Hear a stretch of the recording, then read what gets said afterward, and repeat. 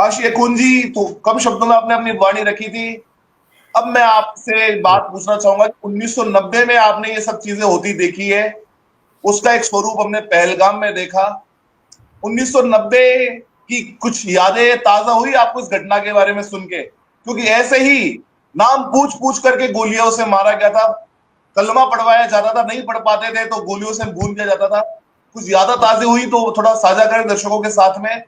और किस प्रकार से देखते हैं ये जो मैंने टाइमलाइन बताया है, जब मोदी जी देश में नहीं है, उपराष्ट्रपति आए हुए हैं अमेरिका के, अमरनाथ यात्रा प्रारंभ हो रही है, उस समय घटना ये जीनोसाइड अंजाम दिया गया, इस बारे में थोड़े बताएं। क्या सोची समझी साजिश के तहत, इस बारे में थोड़ा बताएं आप। थोड़ा 1990 के बारे में बताएं, जो आपने ये चीजें देखी होते हुए स्वयं एक कश्मीरी पंडित के तौर पे। भवेश जी, बहुत बहुत धन्यवाद। आपने आज दोबारा ये जो कल आतंक वहाँ पर हमला हुआ है, आप इस पर आज यहाँ पर बातचीत कर रहे हैं और लोगों को दर्शा रहे हैं कि अब वास्तव में क्या हुआ है। 1990 में जब कश्मीर में आतंकवाद शुरू हो गया था तो मैं कश्मीर में ही रहता था, तो मैं जून 90 में आया हूँ वापस। ये दरअसल 86 में शुरू हुआ था, जब वहाँ की फारूक सरकार जो थी, जब वहाँ पर गुलशाह की सरकार थी, जब मुफ्ती मोहम्मद सईद को वहाँ पर ये अपनी राजनीति चलानी थी, तो ये सब मिले हुए हैं। तो हम किसी के ऊपर विश्वास नहीं करते हैं। तब से उन्होंने अनंतनाग में एक लिबर्टी टेस्ट किया, हिंदुओं के मकान जलाए, मंदिर जलाए, तो देखा कि भारत की सरकार की क्या सोच है, क्या करेगी। एक टेस्ट डोज उन्होंने दे दिया था हिंदुस्तान के लोगों को, हिंदुओं को, सनातन को, जब अनंतनाग में उन्होंने 86 में राइट्स किए थे हिंदू के खिलाफ। तो तब सारा हिंदुस्तान सो गया, भारत सरकार सो गई। राजीव गांधी के पास गए, राजीव गांधी ने बोला कि या वहीं रहो, या उनसे मिलो, या मरो या भागो। राजीव गांधी का ये कहना था तब। तो ये कश्मीर से जितने भी लोग वहाँ से वहाँ पर रह रहे थे, तो उन्होंने 1986 में भी ये सारा देश देखा है। 90 में तो खुले आम हो गया। 90 तक उन्होंने पूरी तैयारी करी, पाकिस्तान में प्रदर्शन किए, सर बच्चों को, जवानों को वहाँ पर भेजा, तो हजारों की तादाद में वहाँ पर जा रहे थे। और आईबी को रिपोर्ट्स थे, सिविल एडमिनिस्ट्रेशन उनके साथ थी, पुलिस उनके साथ था, डीसी ऑफिस उनके साथ था, हर एक बंदा कश्मीर का पॉलिटिशियन उनके साथ था। ये तो 90 की बात है। तो 90 के बाद में भी जब वहां पर नरसंहार वहां पर जब हो गया, तो ऐसे हमने बहुत सारे नरसंहार वहां पर देखे हैं। मेरी आवाज आ रही है आपको? तो 90 में भी वहां पर बहुत सारे नरसंहार हुए हैं। आप चिट्ठी सिंहपोरा का नरसंहार ले लो। चिट्ठी सिंहपोरा में तकरीबन 36 सरदारों को उन्होंने घर से बाहर निकाल करके, इसी तरह पुलिस फटीक में आ गए, वो आर्मी फटीक में आ गई और उनको बाहर निकाल के उनको मारा, ताकि लोगों को ये मैसेज आए कि ये आर्मी ने किया हुआ है।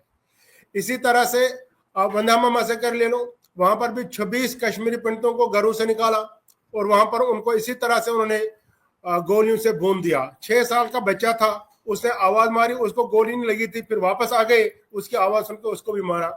चिट्ठी सिंहपुरा में भी हुआ, नदी मर्ग में भी इसी तरह हत्याकांड हुआ।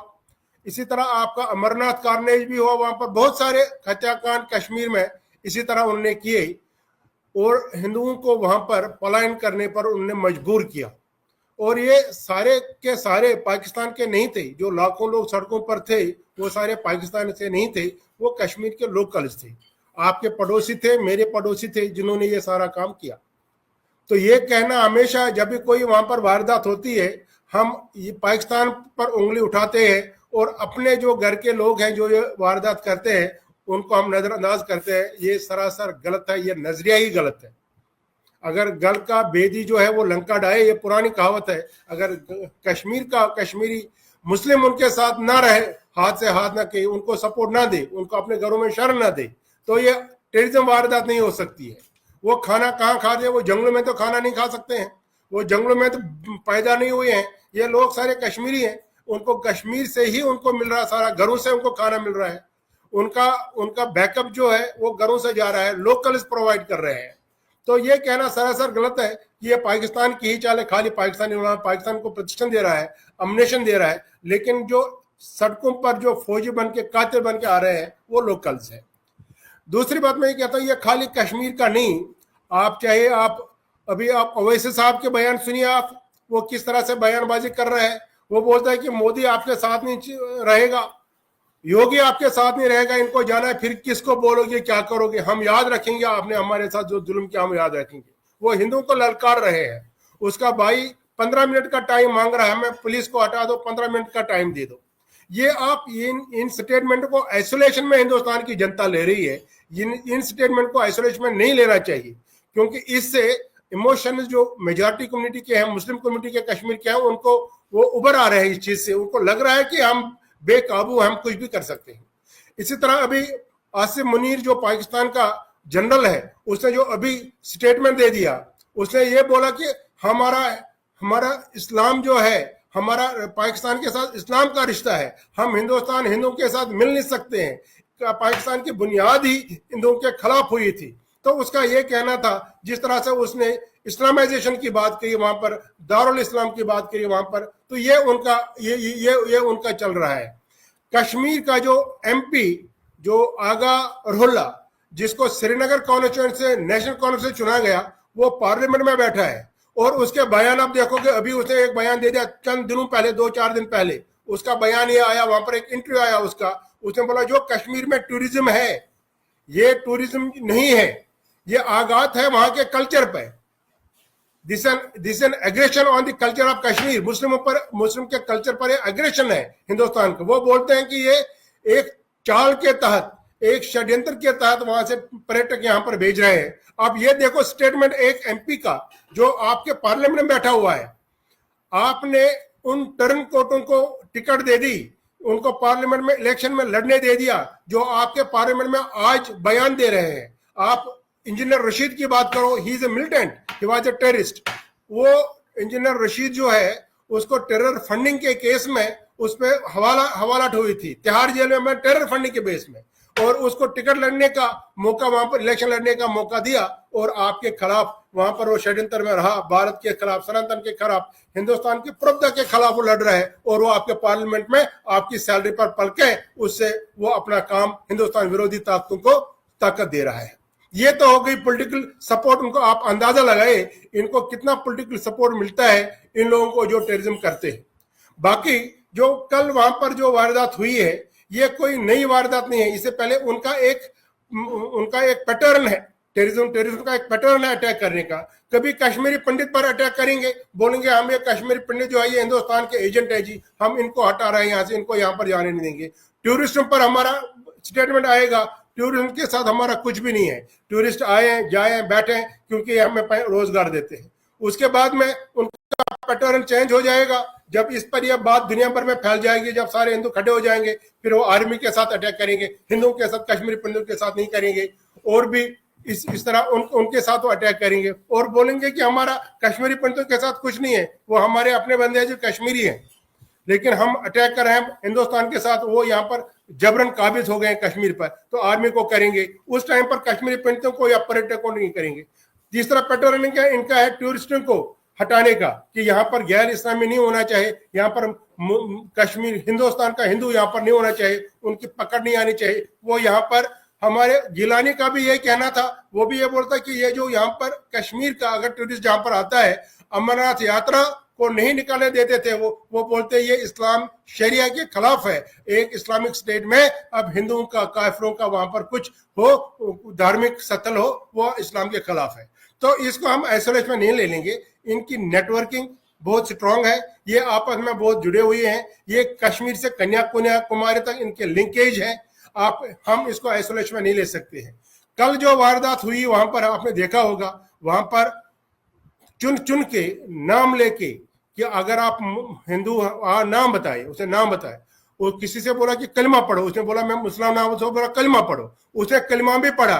कलमा पढ़ के भी, क्योंकि ये तो बहुत सारे लोगों को ये जो उनकी नमाजें आती हैं वो सब लोग पढ़ते हैं, तो फिर उनके पेंटें उतारी, वहां पर देखा कि इनका खुतना हुआ कि नहीं हुआ है, और आइडेंटिफाई किया ये हिंदू है, इनको मारा गया। लेडीज ने, उस बेचारी लड़की ने गुहार लगाई, मेरे को भी मारो। उसको बोला नहीं, आपको जिंदा रखेंगे, आपको मोदी जी को मैसेज देना है। मेरे कहने का मतलब यह है कि ये आज का पहला काम नहीं है, उनने पहले से, और हम इनको आइसोलेशन कर, हम इसको दरकिनार करते हैं, हम इसको संजीदगी से नहीं लेते हैं। 5 दिन, 7 दिन, 10 दिन ये बात चलेगी, 10 दिन के बाद फिर कोई और कांड हो जाएगा या किसी और चीज में फंस जाएंगे, ये भूल जाएंगे हम।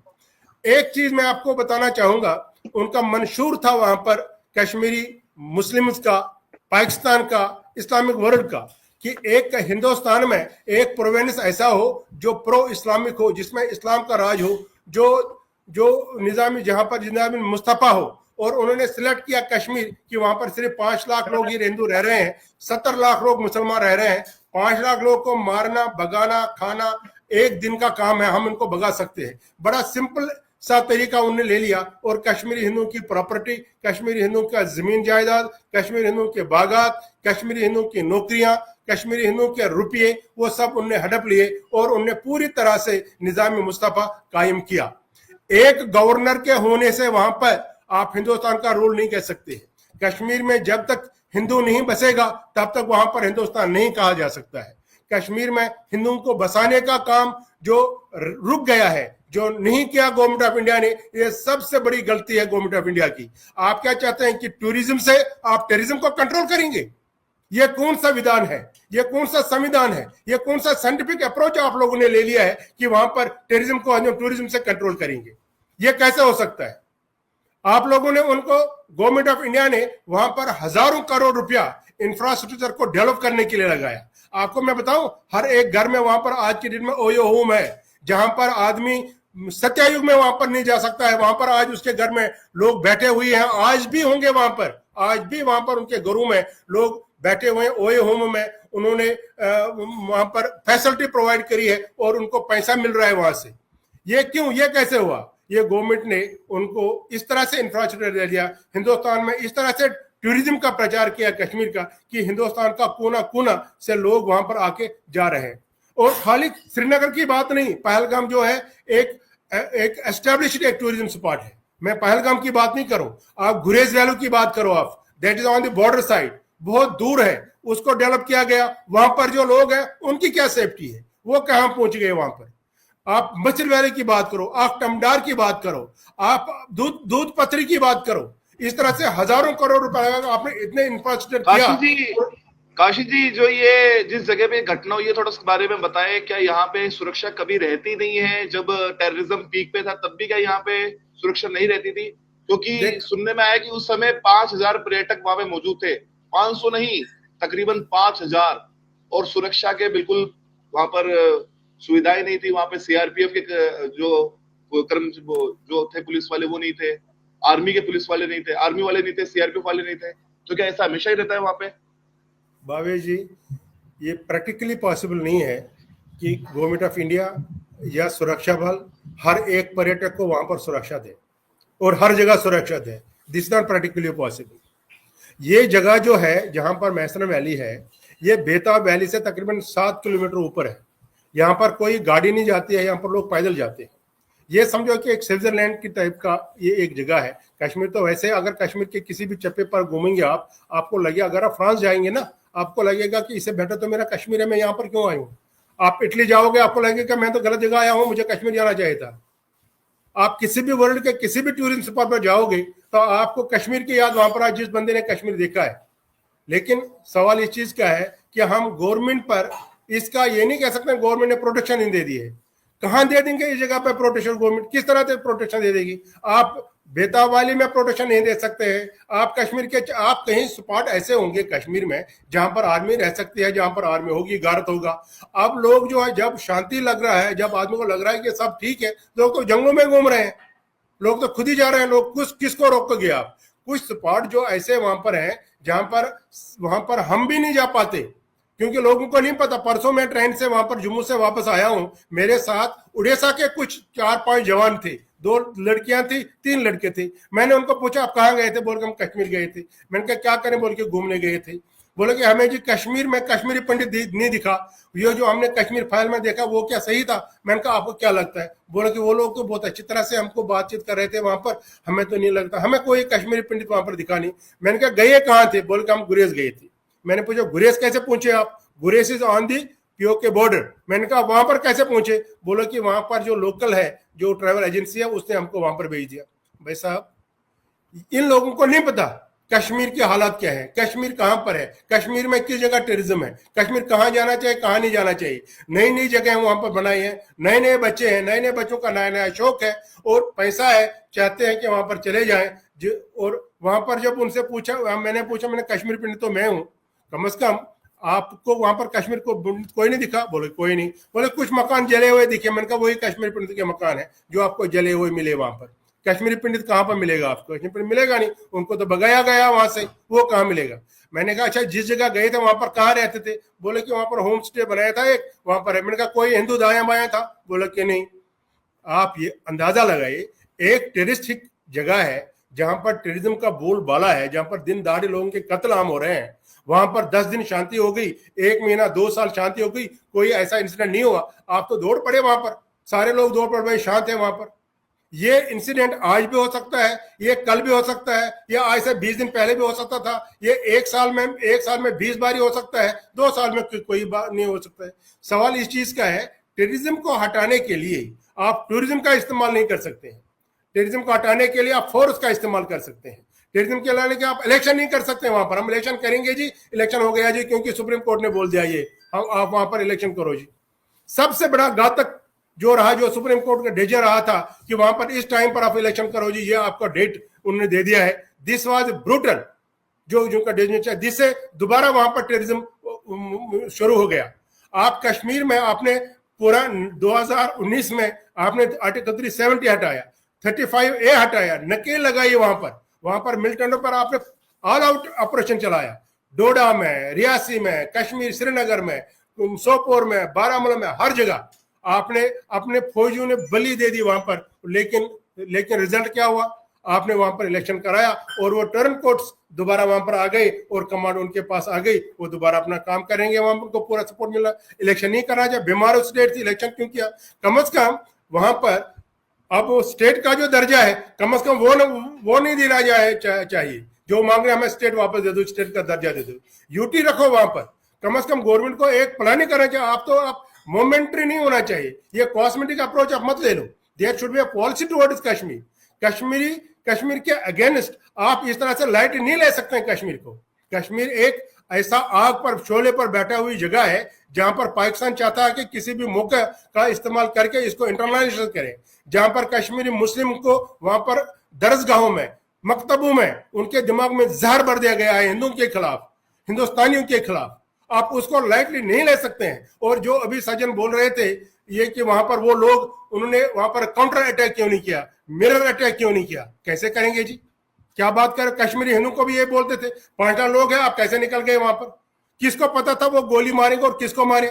वहां पर जो बंदे बैठे थे आ गए, वो बेचारे चाय पी रहे थे, ढाबा पर बैठ रहे थे, उनसे बातचीत करते, 5 बंदे खड़े हो गए, बंदूक लेके नाम बता, लाइन में हो जाओ, फटाफट लाइन में हो जाओ, गोली मारनी शुरू कर दी। कौन काउंटर अटैक करेगा? इसी तरह से ये विक्टिम शेम कर रहे हैं। These fellows should not be allowed to come on the media. ये विक्टिम शेमिंग नहीं होनी चाहिए। जो बंदे वहां पर मर गए हैं उनके प्रति सहानुभूति रखो, आप उनके प्रति ये मत बोलो उन्होंने अब काउंटर अटैक नहीं किया। भाई ये बंदे सज्जन वहां पर जाए, इसके गर्दन पर कोई बंदूक, ये काउंटर अटैक करे, मैं जानू। कुत्ता यहाँ पर पीछे पड़ जाता है बंदे को, जब कुत्ता दौड़ता है बंदे के तो बंदा भाग जाता है, बच्चों को भी छोड़ता है, फैमिली को भी छोड़ता है, और बंदूक वाला पीछे भागे, बंदूक वाला बंदूक लेके आप हो तो कैसे काउंटर अटैक करोगे? तो ये कहना बड़ा आसान है। पंजाब में जब आतंकवाद हुआ था वहां पर हिंदू की पॉपुलेशन 46% थी, तो क्या हिंदू वहां से कहां भाग गए? बसों से उतारे गए हिंदू को। ये कहना गलत है कि इस टेररिज्म को आप इस तरह से इजीली लेके हम करेंगे। निहत्था बंदा कुछ नहीं कर सकता है। This is a army fight, this is armed struggle against the Indian state. इस इंडियन स्टेट को, गवर्नमेंट ऑफ इंडिया को ही डिसीजन लेना है। गवर्नमेंट इंडिया को भी सख्ती से वहां पर काम करना है, फोर्सेस को आपने स्ट्रेंथन करना है, लोगों को जो नेशनलिस्ट है उनको आपको सपोर्ट करना है। एक लड़का आदिल जो वहां पर देखा, वो मुस्लिम लड़का है, मुझे उस फैमिली के साथ भी अपनी सहानुभूति में प्रकट करना चाहता हूं। उस फैमिली के साथ भी जो आदिल लड़का है, वो मुस्लिम लड़का है, वहां पर है, उसने उनको बोला इसको मत मारो, ये क्या कर रहे हो गलत काम, उसको भी मार दिया। तो सवाल इस चीज का है, आज के डेट जो ये एक्सीडेंट हुआ वहां पर, इन्होंने कश्मीर ही नहीं सारे भारत को उन्होंने ललकारा है। कश्मीरी मुस्लिम फैमिलीज जो वहां पर निर्वाह कर रही थी टूरिज्म पर, जिनके घर दोबारा बस रहे थे, उनको दोबारा उन्होंने उसी दाने पर खड़ा कर दिया। ये आज के डेट में डिसीजन लेना चाहिए कश्मीरी मुस्लिम्स को, मेजॉरिटी को, उनको सड़कों पर आना चाहिए खुले आम। जिस तरह से 90 में हिंदू के खिलाफ सड़कों पर आए थे, वो हिंदू यहाँ से भाग गया, कश्मीर का पाकिस्तान के रिश्ता का ला काशी जी, रॉबर्ट वाड्रा का बयान आता है कि अगर आप औरंगजेब बाबर करोगे तो ऐसा ही होगा देश में, अगर औरंगजेब बाबर करोगे तो। ये देखो, और ये देखिए स्टेटमेंट। और साथ में रॉबर्ट वाड्रा ने ये भी कहा है कि जो मुसलमान है भारत में वो उपेक्षित है, इसलिए घटनाएं होती है और आप वो नमाज नहीं पढ़ने देते हो।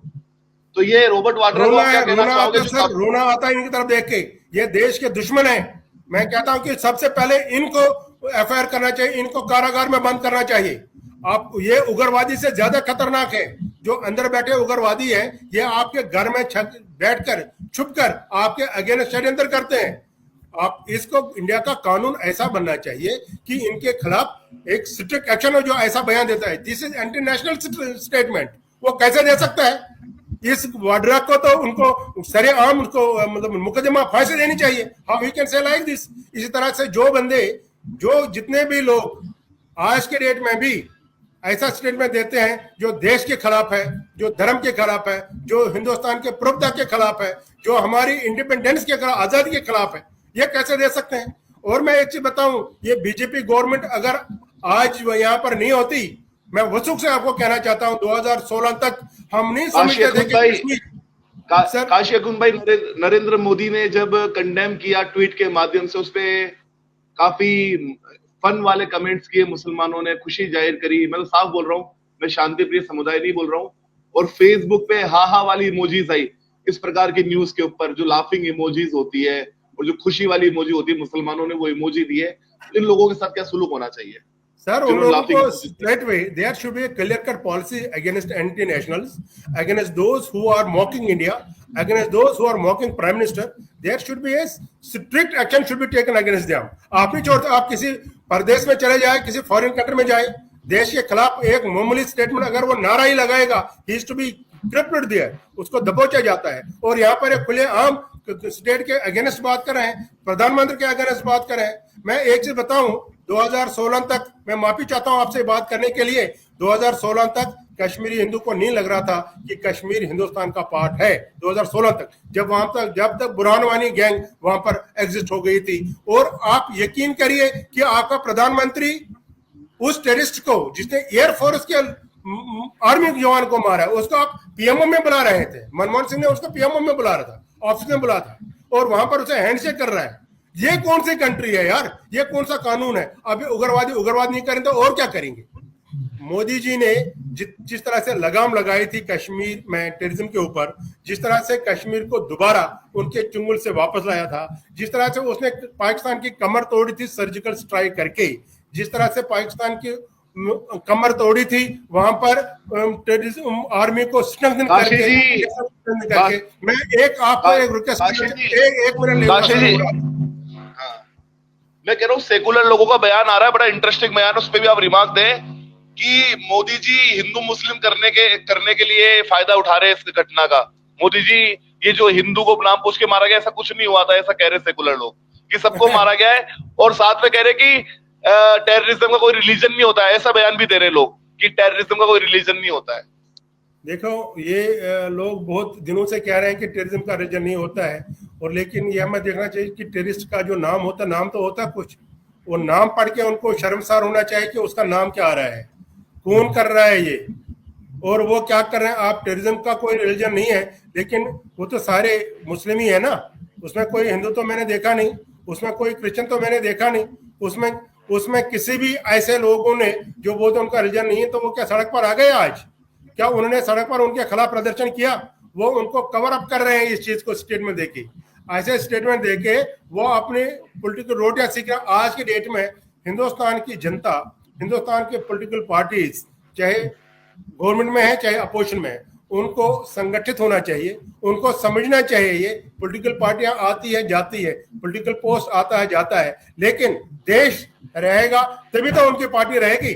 उनको ये ख्याल करना चाहिए, उनको शॉर्ट टर्म गवर्नमेंट के खिलाफ नहीं होना चाहिए, वो गवर्नमेंट का सपोर्ट करना चाहिए उनको, और ऐसे स्टेटमेंट नहीं देने चाहिए। मैं एक चीज आपको बताऊं, 2019 तक जब आर्टिकल 370 वहां पर हटाया गया, पाकिस्तान को मैसेज गया, कश्मीरी मुस्लिम मेजॉरिटी को मैसेज गया, सारे जगत को मैसेज गया कि कश्मीर का फैसला हो चुका है, अब ये वो उस चक्कर से वापस आ जाए। लेकिन उसके बाद में जब आज के डेट में देख रहे हैं कि कश्मीरी हिंदू जो वहां से निकल गए, उनके वहां पर पुनर्निवास के लिए, रिहेबिलिटेशन के लिए, दोबारा वहां पर बसाने के लिए कोई एक्शन नहीं करी गई। ये एक लैप्स है हिंदुस्तान का, ये इंडियन गवर्नमेंट का एक लैप्स है। आप पर्यटक से टेररिज्म को कंट्रोल नहीं कर सकते हैं। आप ये नहीं समझते थे वहां पर पर्यटक आएगा सब ठीक हो गया, कश्मीर हिंदू जाए या ना जाए।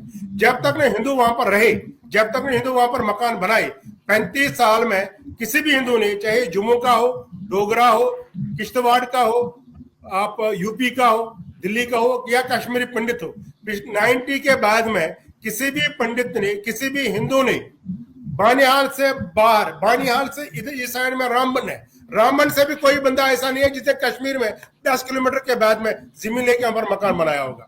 जब तक ना वहां पर हिंदू लोग दोबारा जाएं, वहां पर अपनी प्रॉपर्टी बनाएं, वहां पर मकान बनाएं, ये गवर्नमेंट को फैसला करना है, ये गवर्नमेंट को सुविधा देनी है, ये policy should be declared by the government. और अगर आपके 5 लाख कश्मीरी हिंदू वहां पर दोबारा बस जाते हैं, आप उनको बसाने का काम वहां पर करते हो, तो 5 लाख फौजी नेशनलिस्ट आपके वहां पर आ जाते हैं। गवर्नमेंट को इसकी तरफ ध्यान ही नहीं है। वो सोचते हैं कि हम कॉस्मेटिक करेंगे, टेररिज्म को खत्म हो गया जी, टूरिस्ट आ रहे हैं, हर जगह फैल रहे हैं, अब तो कोई ऐसा बारदार नहीं है। ये तरीका उनने गलत हो गया। भाई जी, जिंदा रहने के लिए जितना हवा जरूरी है इंसान को, जितना खाना जरूरी है, उतना ही जरूरी पानी भी है। पाकिस्तान की जो ब्रीदिंग लाइन है, सांस की नली जिसको बोलते हैं, वो भारत से होके गुजरती है। जब भारत इनको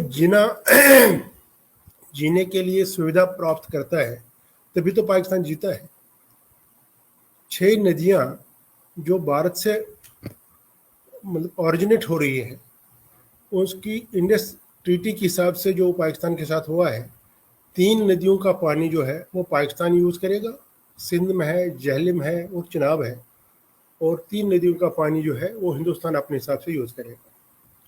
लेकिन बहुत दिनों से, बहुत सालों से ये प्रथा चली है।